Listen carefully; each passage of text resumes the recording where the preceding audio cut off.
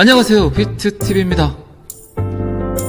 붙었습니다. 드디어 얘네들이 제가 좀 7일선과 21선을 좀 곱게 그려놨어요. 붙었어요. 오늘 내일이 재밌겠죠.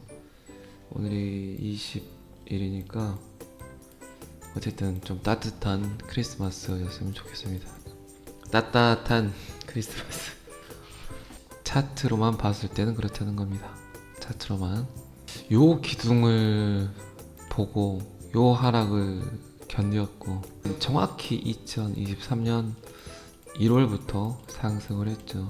제가 예측한 건 45K 다시 42K 그리고 이제 투덤을 한다고 예상을 했는데 아직 45K 넘어지 않았고, 지금 자리에서 어쩌면 요거를 거치지 않고 지금 자리에서 어쩌면 갈 수도 있을 것 같아요.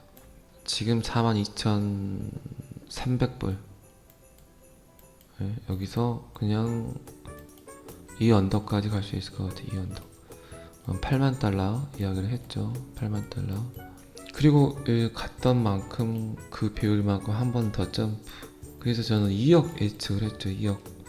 다른 유튜버들은 뭐라 그러던가요? 다른 유튜버들은 얼마 간다 그러나요? 제가 그때도 설명을 드렸죠. 이 지점이 4월 13일 나왔죠. 제가 계산을 했을 때 4월 13일 반감기 딱 떨어졌죠. 딱 떨어져. 참, 그리고 보니까 비체인이 굉장히 많이 갔죠. 저는 분명히 여러분들께 이야기 드렸어요. 비체인, 폴카닷 아직 펌핑을 하지 않은 게 이오스 아직 안 가고 있죠. 에이다도 갔고, 에이다는 350원. 비체인은 얼마대 제가 이야기 드렸죠? 28원? 폴카닷은 5,500원. 근데 얘네들을 굳이 던질 필요는 없어요. 던질 필요는. 근데 에이다는 한번 펌핑이 나왔으니까 이오스 안 나왔고, 스텔라 이제 곧 갈 거예요. 리플이 가면 스텔라 가니까 비트를 살짝 봐볼까요? 그리고 이제 이더리움 클래식 갈 수 있죠. 이더리움 클래식. 도지 갈 수 있고, 체인 링크는 많이 갔지만 그래도 아마 체인 링크는 계속 갈 수 있어요. 네오는 정말 안 움직였죠. 비트코인 캐시, 폴카닷이 지금 9,100원이네요. 던지지 마세요. 폴카닷 그냥 갖고 계세요. 그리고 오브스가 한 번 더 얼마 전에 갔던 자리를 갈 것 같아요. 95원 정도 오브스 갈 것 같아요. 강력하게 이야기 드립니다. 제발 바닥일 땐 그냥 넋놓고 있지 마세요. 넋놓고. 그리고 지금 이런 시그널들은 제가 계속 그 멤버십 회원분들에게는 줄 거예요. 조정 후도 상승, 조정 후 상승. 단타 시드로 항상 여유를 좀 두세요. 너무 다 때려 박지 말고. XRP를 한번 봐볼까요? 어떻게 이렇게 똑같은 그림을 그리냐고요. 봐보세요. 여기서부터 요렇게 요 한 텀을 봐보세요. 요 한 텀. 요렇게 한 텀이죠. 한 기둥, 두 기둥, 한 기둥, 두 기둥, 또 큰 놈 하나, 그리고 조정, 큰 놈 하나, 조정, 다시 기둥 하나, 작은 기둥 하나, 네, 보이시죠? 이게 그냥 이 반복이에요. 이 반복. 뭐가 틀려졌습니까? 요게 틀려졌죠. 시작점이 틀려졌죠. 시작점이. 근데 이 반복은 2017년도에도 똑같은 반복이 있었고, 그러니까 역사적 그 반복설에 대해서 차티스트들이 이야기하는 거예요. 2017년부터 19년 그때를 이야기를 하고. 근데 지금은 이 상황과 또 굉장히 틀린 차이점이 있죠. 어떤 차이점이 있습니까? 여기는 그냥 불법, 이때는 불법, 암호화폐는 쓰레기야, 뭐 이렇게 이야기했던 반면에 지금은 완전히 그냥 거의 합법화. 3분의 2이 이겼잖아요. 지금 가장 깨끗해지고 있어요. 이놈이. 그거를 꼭 머릿속에 넣어놓으세요. 결국 쓰이냐 쓰이지 않냐, 이 차이라는 거예요. 에이다가 뭐가 좋아요? 이오스가 뭐가 좋아요? 봐봅시다. 아발란치가 뭐가 좋아요? 여러분들, 수위가 아스타, 스택스, 솔라나, 웨이브, 이더리움, 이게 뭔가요? 스트라티스, 스토리지, 도지코인 이게 뭔가요? 폴리건, 이더리움 클래식, 비트체인 이게 뭔가요? 아니 얘네들이 무슨 일을 하냐고요. 그거를 좀 진정성 있게 들여다볼 줄 알아야 돼요. 쓰이냐 쓰이지 않느냐. 저는 이미 알트코인은 명제를 걸었죠. 어떤 일을 한다고? 디지털 금속과 같은 역할을 한다고 그랬어요.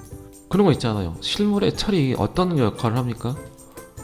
어떤 특정 제품에 대해서 단단하게 견고하게 만들어주는 일을 하잖아요. 그러면 이 제품에 대한 신뢰를 높이기 위해서 철이 들어갔잖아요. 겉에서 보기에는 철이 들어간 것처럼 보이는데 철이 안 들어갔어. 그럼 이 제품을 신뢰하나요?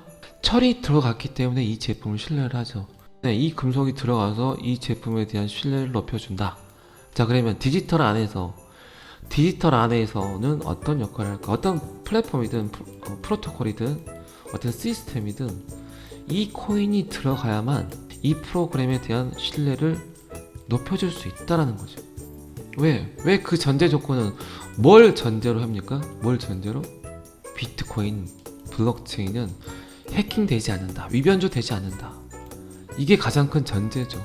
지금 나와 있는 알트코인들은 이더리움 기반의 알트코인들이 많아요. 이더리움의 코딩을 그대로 베껴서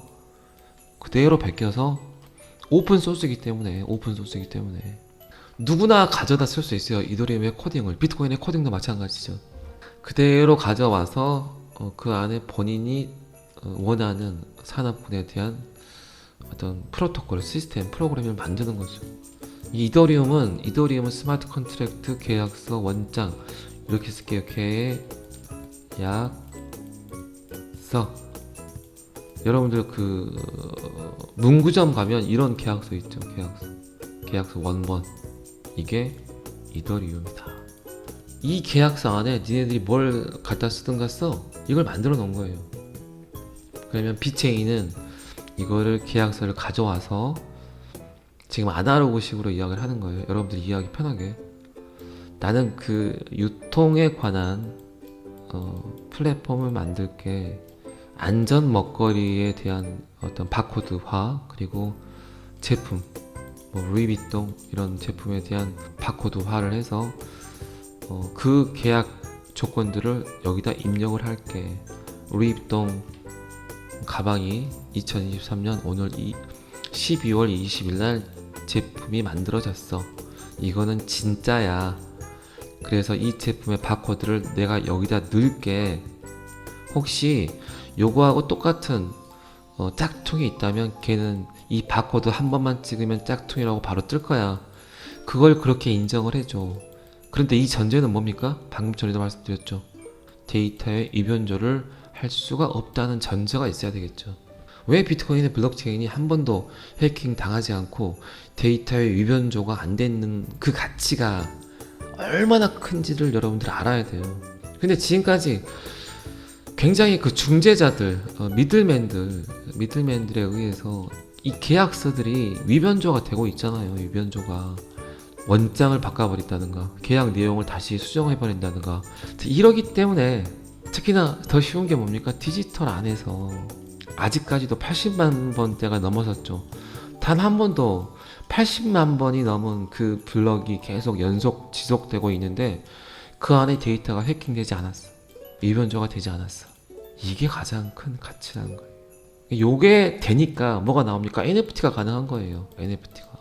그런데 또 비트코인이 갖고 있는 철학이 또 뭡니까? 자꾸 제가 여러분들에게 이렇게 각인을 시키는 이유는 이게 뭐가 중요합니까? 붙은 게? 물론 중요해요. 숫자가 중요하니까 이제 갈 수 있겠구나. 희망이 보이니까. 근데 이렇게 해서 안 갈 수도 있어요. 안 갈 수도 있다니까요. 그럼 이 시장을 빠져나갈 건가요? 그건 아니잖아요. 그 대신에 이게 왜 지금 왔고 이게 왜 쓰일 수밖에 없는 걸 알잖아요. 그럼 이 숫자가 별로 중요하지 않아요. 숫자가. 그때부터 어떤 말을 합니까? 좀 떨어졌으면 좋겠네. 이런 말을 하는 거예요. 그때 못 탔는데.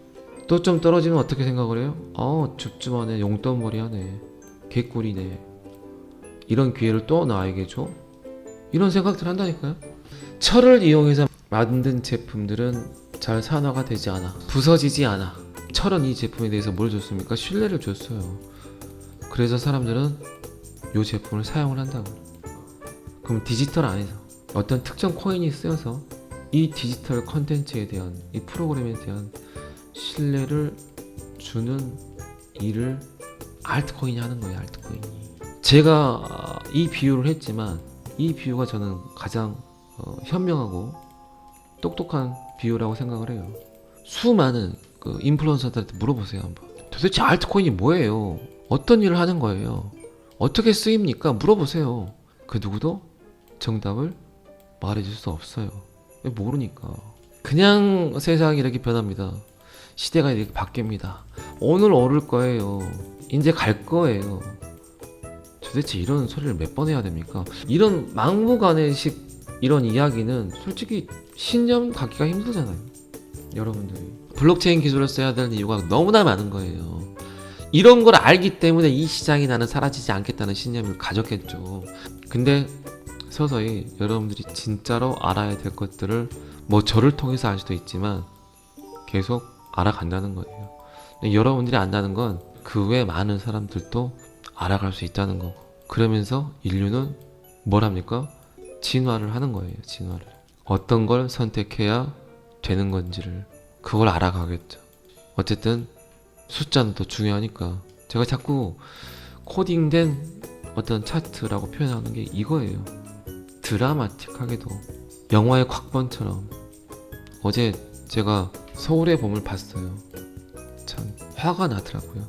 광주에 사는 저 입장에서는 너무나 화가 나는 영화였어요. 진짜. 이 영화를 보면서 뭘 느꼈습니까? 결국 권력, 공정, 공평이 생각나잖아요. 권력이 왜 분산돼야 될까?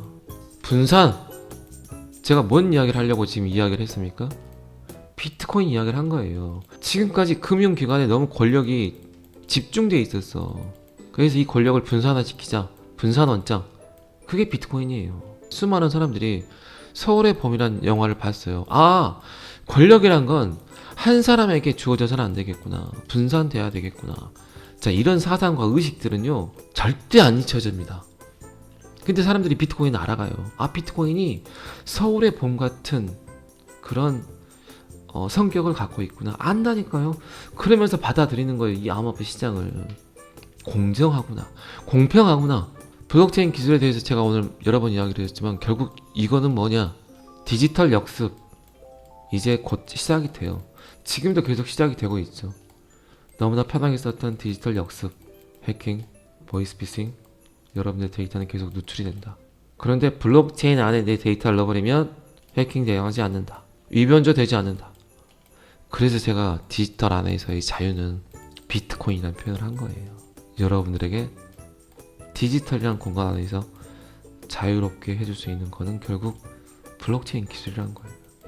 이제 제가 계속 이야기 드렸던 내용들에 대한 퍼즐이, 어떤 궁금증들이 조금씩 사라질 거예요. 아, 왜 비트TV가 저때 그런 말을 했는가? 저런 이야기를 한가? 도대체 디지털 안에서 자유가 뭔가? 요걸 쓰지 않는다고요? 요걸 사용하지 않는다고 하면 인류가 사용할 수밖에 없어요. 그러니까 지금은 사용할 수 있는 코인을 선택해야 된다는 거예요. 너무 숫자에 연연하지 마세요. 근데 지금 계속 뜨잖아요. 제가 말씀드렸던 코인들이 펄카닷, 빗체인, 체인링크, 이오스, 에이다, XRP, 그 누군가는 알고 있다니까요. 요놈을 사용해야 된다고, 인류가 받아들여야 된다고. 그 가장 큰 중심에 얘가 있다는 거예요. XRP가. 결국 CBDC의 도구가 모든 걸 하게 돼 있어요. 오늘은 여기까지 하고요.